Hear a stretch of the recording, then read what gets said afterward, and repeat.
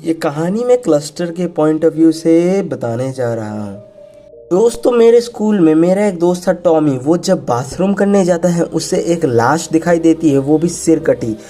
वो हमारे ही स्कूल के एक वॉचमैन की थी। फिर पुलिस को बुलाया जाता है और मैं तो काफ़ी ज़्यादा डरा हुआ था और मेरा दोस्त भी, क्योंकि उसने और मैंने कभी भी ऐसी कुछ घटनाएं नहीं देखी थी। उस दिन ही रात को कुछ लोगों को एक आदमी दिखाई देता है जो एक अजीब सी ड्रेस में था और उसके हाथ में था एक इंसानी सिर जिससे खून टपक रहा था। ये सब बातें सुन के मेरे तो रोंगटे खड़े हो जाते हैं और उसके साथ पूरे क्लास के भी।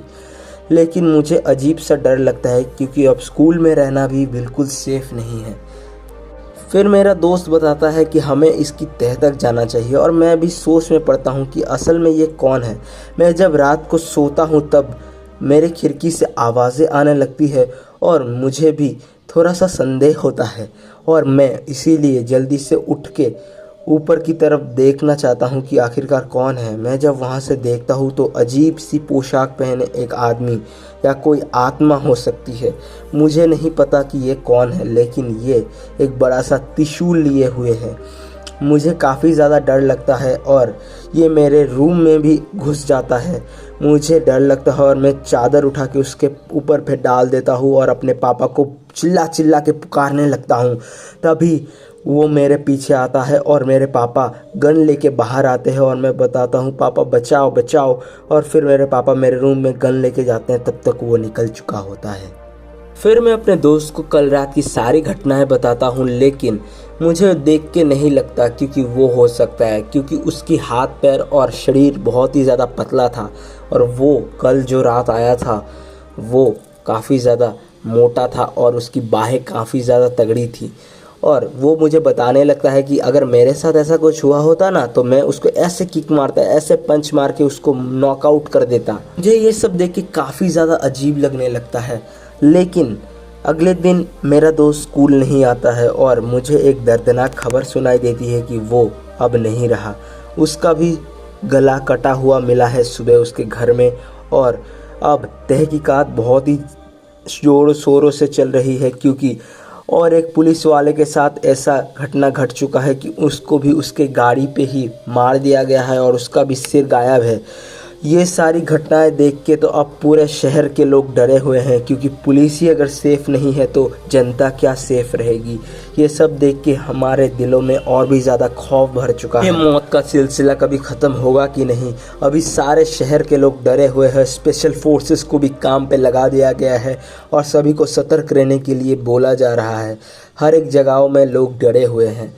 लेकिन अब तो इतना सब कुछ होने के बाद भी आज तक उस कातिल का नामो निशान तक किसी को नहीं पता चला और वो पकड़ा भी नहीं। मैं स्नाइवी के पॉइंट ऑफ व्यू से बताने जा रहा हूँ। तो दोस्तों, हम लोग अपने कॉलेज पास आउट होने की खुशी में पहाड़ों में घूमने गए थे और बहुत ही ज़्यादा मस्ती और मजाक भी हमारे साथ चल रहा था। हम लोग हाइकिंग पे गए, लेकिन हमें फिर एक बहुत ही ज़्यादा सुनसान घर देखने को मिला जिसके अंदर हम लोग जाने के लिए बहुत ही ज़्यादा उत्सुक थे और बहुत ही ज़्यादा मज़ा भी आया।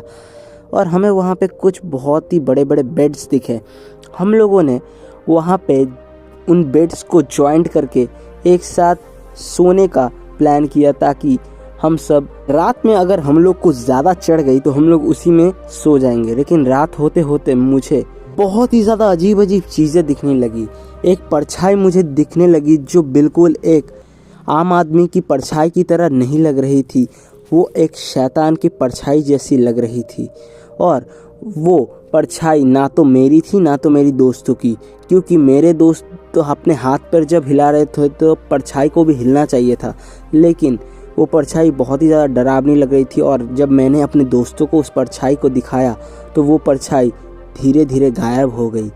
हमें लग रहा था कि हमें मति भ्रम हो गया है, हमने ज़्यादा ही शराब पी ली है। लेकिन सब लोगों के साथ एक साथ मति भ्रम कैसे हो सकता है, ये बातें सोच के हमारी रूह कांपने लगी। लेकिन हम लोग इस बात को ज़्यादा ना बढ़ा के जाके सोने की तैयारी करने लगे। लेकिन इतना सब होने के बाद मेरे को थोड़ी ही नींद आने वाली थी, लेकिन मैं फिर भी सोने की कोशिश करने लगी। तभी मेरे साइड में एक बहुत ही ज़्यादा खतरनाक और डरावने शक्ल वाला आदमी मुझे सोता हुआ दिखाई दिया और उसको देख के मेरे दिल जैसे रुक सा गया और मैं फिर से बेहोश हो गई। और मैं जब सुबह उठी तब मेरा दोस्त मुझे उठा रहे थे, तभी मैंने उठ के अपनी सारी घटना उनको बताई। उन्होंने भी कहा कि कल रात को उन्होंने भी सेम ही सपना देखा। ये कहानी मैं एस्टन के पॉइंट ऑफ व्यू से बताने जा रहा हूँ। दोस्तों ये बात 6 साल पहले की है, जब मैं माउंटेन में घूमने जाता हूँ और मुझे एक गुफ़ा मिलती है, जिस गुफ़ा में जगह जगह हड्डियाँ पड़ी हुई थी, वो भी इंसानों और जानवरों की। उस गुफ़ा के अंदर जाने के बाद मुझे एक आदमी जैसी आकृति नज़र आती है जो बैठी हुई थी। मैं वहाँ पे जाके उसको बोलता हूँ कि तुम यहाँ पे क्या कर रहे हो, लेकिन वो इंसान की तरह नहीं लगता और ना तो इंसान की तरह हिलता डुलता है। वो एक कोई अजीब सा दानव जैसी चीज़ थी जो मेरी तरफ मुड़ी। उसकी 4 बड़ी बड़ी आँखें और राक्षस जैसे नुकीले दांत, जिसको देख के मैं बहुत ही ज़्यादा डर गया और उसने मेरे चेहरे पर एक तरल पदार्थ, चिपचिपा तरल पदार्थ फेंका, जिससे मेरी आंखें जलने लगी। फिर मैंने जल्दी से भागने की कोशिश की, लेकिन उसने मेरे पैर को जकड़ लिया और उसको काटने लगा और मेरे पैरों से खून निकलने लगा। लेकिन वो मेरा पीछा करने लगा और मैं जब उस गुफ़ा से बाहर निकला तब वो मेरे पास नहीं आया। उसे गुफ़ा से शायद बाहर आने में डर लग रहा होगा। मैंने तभी पुलिस को फ़ोन किया और मैं अपने रूम पे आके अपने आँखों को धोने लगा और मेरे पैरों में देखा तो मेरे पैर पूरी तरीके से कट चुके थे और वहाँ पे दर्द भी हो रहा था। फिर मैंने अपने अंकल को फ़ोन किया जो एक ख़तरनाक और माहिर शिकारी थे। मैंने उनको सारी बात बताई और उन्होंने कहा कि मैं आ रहा हूँ, देखता हूँ कि वो कौन सी चीज़ है। आज तो मैं उसका शिकार करके ही छोड़ूंगा। फिर से मुझे वही जगह पे वो जानवर दिखा और मेरे अंकल ने उसके ऊपर हमला करने की कोशिश की, लेकिन फिर से उसने तरल पदार्थ हमारी आँखों में फेंका और हमें काटने की कोशिश की और मेरे अंकल का हाथ उसने काट भी लिया। और मुझे भी काफ़ी ज़्यादा डर लगने लगा, क्योंकि मेरे अंकल का हाथ से इतना ज़्यादा खून बह रहा था कि लगता था उनके हाथ को वो चीर फाड़ कर लेगा। फिर मैंने बंदूक उठाई और उसके ऊपर चलानी शुरू कर दी। 2-3 गोली लगने के बाद वो वहीं पे ढेर हो गया और उसका मौत हो गई।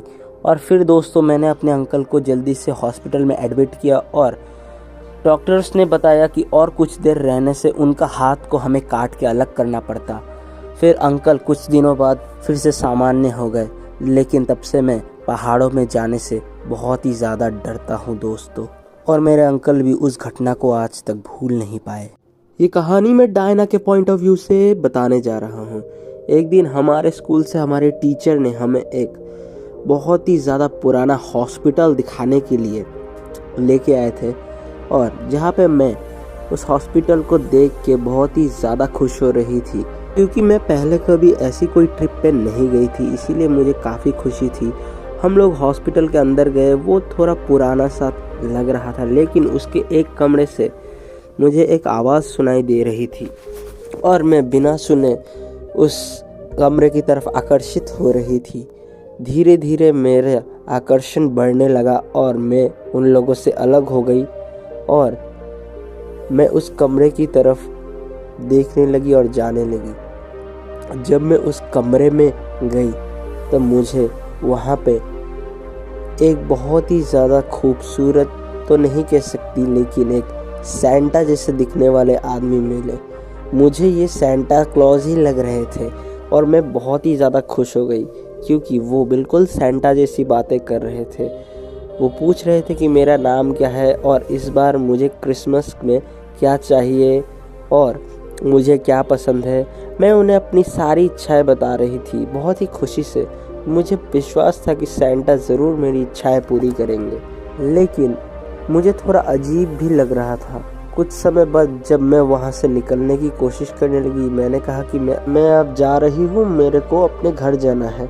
लेकिन तभी सैंटा ने मुझे कस के पकड़ लिया और उनकी मीठी मीठी आवाज़ अब बहुत ही ज़्यादा खतरनाक आवाज़ में बदल चुकी थी और मुझे जकड़ के रखा था उन्होंने। और मैं सोच रही थी कि मेरे मॉम मेरे को कितना ज़्यादा प्यार करती है और मैं उनके पास जाना चाहती हूँ। जब मैंने उसको बताया तो धीरे धीरे वो मुझे पकड़ के रखे, लेकिन मैंने उनके हाथ में काट लिया और मैं वहाँ से जल्दी निकलने लगी। लेकिन सेंटा फिर से मुझे मीठी आवाज़ में बुलाने लगे, लेकिन इस बार मैंने उसको अनसुना कर दिया और फिर मैं अपने क्लास में आके बैठ के ड्राइंग करने लगी।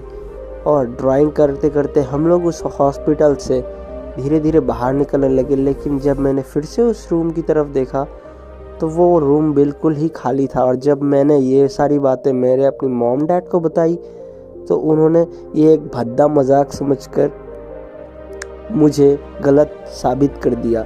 लेकिन आज बड़ी होने के बाद भी मैं जब भी अपनी मॉम से ये बात करती हूँ तो वो मुझ पे बिल्कुल भी भरोसा नहीं करती। और ये बातें मैंने इसीलिए फिर कभी किसी को नहीं बताई। असल में उस हॉस्पिटल में वो कोई सेंटा था ही नहीं, क्योंकि वो सेंटा के भेष में एक बहुत ही ज़्यादा खतरनाक आदमी था। अगर मैं उस दिन उसके हाथ को काट कर वहाँ से नहीं भागती तो वो मुझे पकड़ के अपने साथ ले जाता और मेरे साथ क्या करता ये मैं भी नहीं जानती। अच्छा हुआ, भगवान का शुक्रिया अदा करती हूँ कि मैं उस दिन बच गई।